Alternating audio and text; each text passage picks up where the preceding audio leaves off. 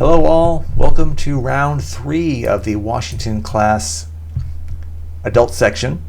As you know, I'm now 2-0 through the first 2 rounds, and now I'm at round 3, and I am now paired with essentially a rating that's close to mine. This person is rated 1862, so he's only 10 points less than I am, and somewhat interesting game. Let's go through it. So in this particular game, I had the black pieces, so I'll flip the board. Let's just go through what happened. This was a Queen's Gambit Accepted. This is one of the few times I've ever played this in a tournament game. And the Queen's Gambit Accepted is an opening I've been experimenting with. I bought a very interesting book by Max DeLugy on the Queen's Gambit Accepted. He's really one of the authorities on this opening. And so let's see what happens. My opponent plays knight f3. He's just a very solid player, is what I would say here. And I played a6, preparing to defend. a4, he stops it. There's a whole lot of theory here on what I can do.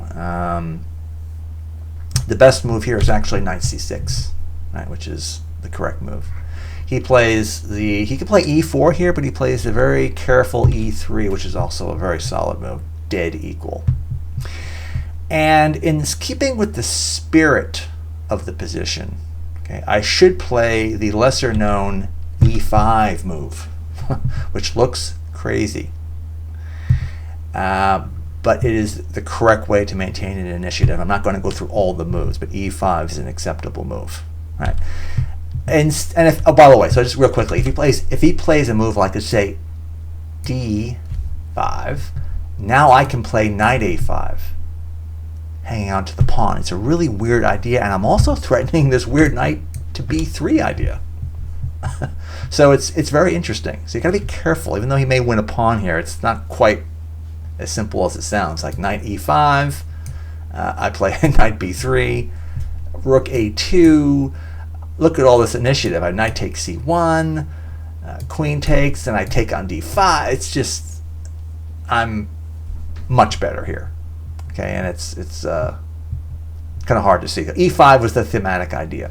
So the reason I'm showing you this is because oftentimes in amateur chess, particularly at my level and even below master level, you get your openings mixed up. So I inadvertently forgot, and I just said to myself, well, I'll play knight a5 now. And that's not a good idea. So the reason was I can't really keep the pawn. Like, I'm not sure what I was thinking. So anyway, he plays the correct move here, knight bd2. Just putting 2 pawns on it, 2 pieces on the pawn. It's pretty simple. I should counter here with c5. c5 is almost always the correct answer in the Queen's Gambit, accepted or declined to attack the center. But I'm skittish. I play knight f6. Okay, just a little dubious. Then he captures. I capture, he captures, and it's a kind of a little bit of a boring game. The right move here, and I found it, is e6. Again, you don't want to lock in your light squared bishop, but it's kind of what you have to do in the Queen's Gambit. He castles, and I'm just quiet development here. I play bishop e7. The computer here suggests b6 to kind of get the bishop to bishop b7. Like queen e2, bb7, and then it's just an equal game. That was probably a better move. Bishop e7 is just okay.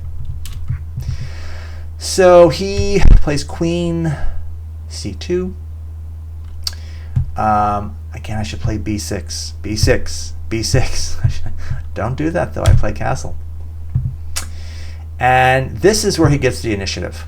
And again, the reason I didn't play b6, bishop e7, I'm going to pay now.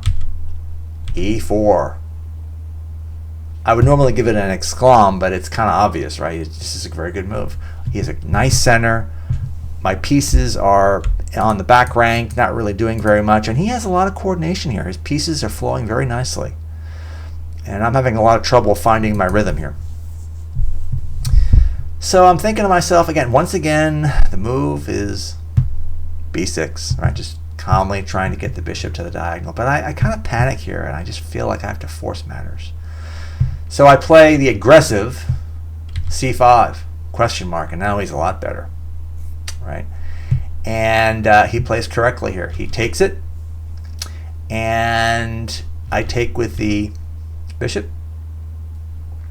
I looked at his sacrifice on e6. Doesn't quite work because I get to sacrifice 2 and capture, so it doesn't really do very much.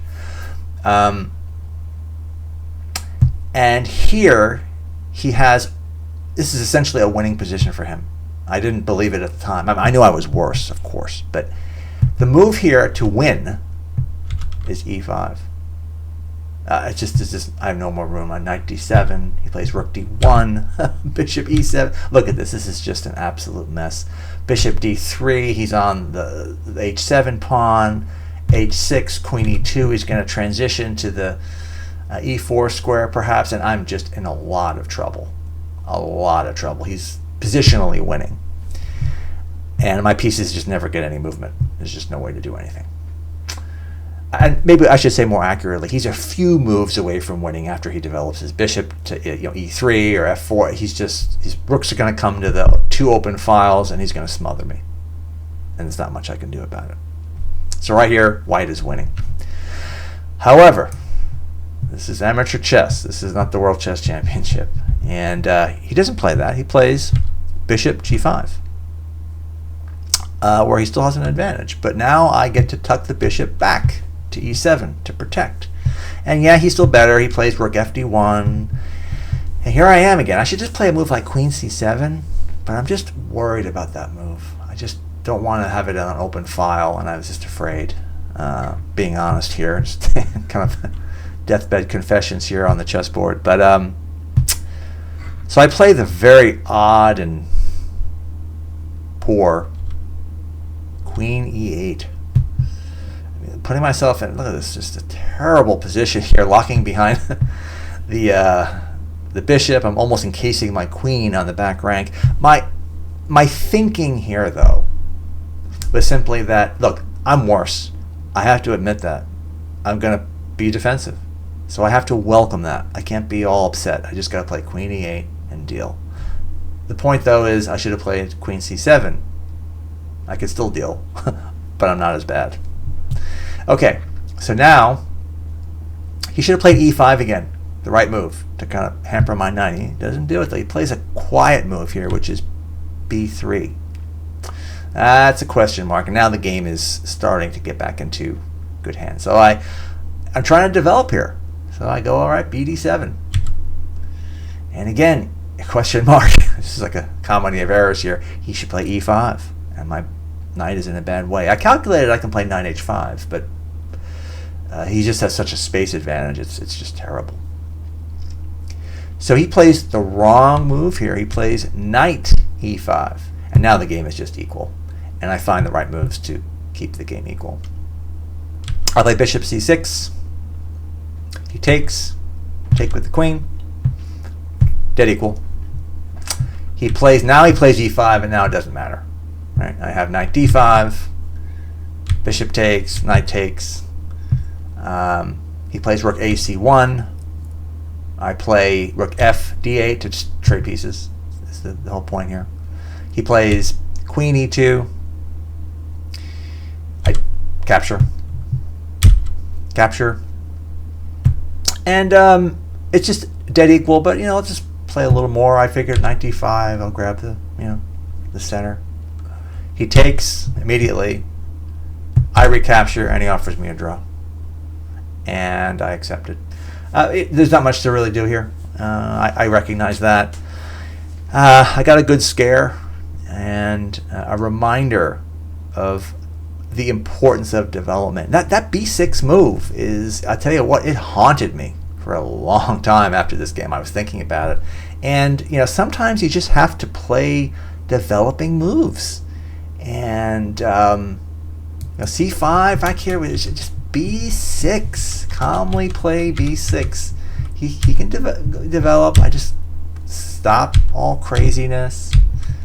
Calmly develop, and it's just this is a combination that the computer is looking at here, but just it doesn't really lead to very much. I'm just much better off, and the game is equal, and I have less problems. But again, just the simple b6 in so many areas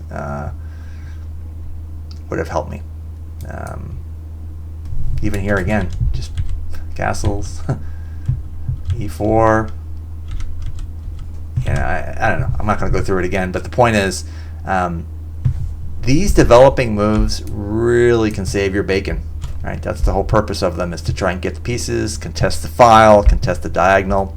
Anyway, 2.5 points. I'm on to round 3. I will almost certainly be paired up against a stronger player. Let's see what happens. Thank you for watching. Please leave your comments in the section below. Happy to chat with you guys and answer any questions you may have. Not a fascinating game, but just still a good lesson in development and proper defense.